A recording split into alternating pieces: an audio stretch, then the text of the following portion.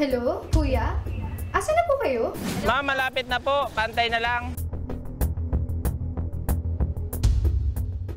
Bakit nakalagay sa booking delivered na ang item pero hindi naman dumating si rider? Attorney, nagpa-deliver ako ng parcel pero pinalabas ng rider na na-delivered na ito. Pwede ko bang ireklamo yung kumpanya ng rider? Legal ba to? Legal po yan. Pwedeng kasuhan ang employer ng driver sa ilalim ng prinsipyo ng vicarious liability. Ayon sa Article 2176 ng Civil Code, sino mang nakadulot ng pinsala sa iba dahil sa kanyang kapabayaan o kawalan ng angkop na pag-iingat ay obligadong bayaran ang pinsalang ginawa, kasamang mananagot ang kanyang employer. Attorney, ako po ay delivery rider. May customer ako nagpa-deliver. Nung pinuntahan ko, mali pala ang pin location niya. Tapos, sa akin pa nagalit at pinagmumura ako nang binigay ko ang item. Pwede ko ba siyang kasuhan?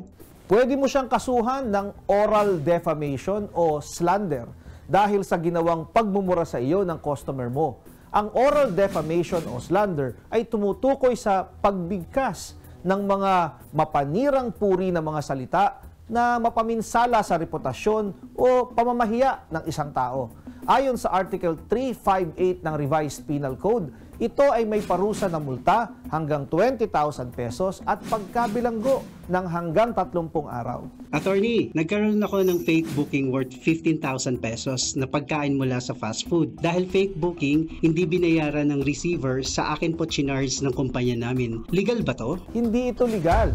Ang mga delivery riders ay empleyado ng food delivery business. Ang nagnenegosyo dito ay yung food delivery company at agent lamang o empleyado ang mga riders. Kaya ang dapat managot o magbayad sa canceled o fake booking ay ang may-ari ng negosyo at hindi ang hamak na empleyado. Kung kayo ay may nais isang guni sa inyong lingkod, i-follow lang ang aking Facebook account.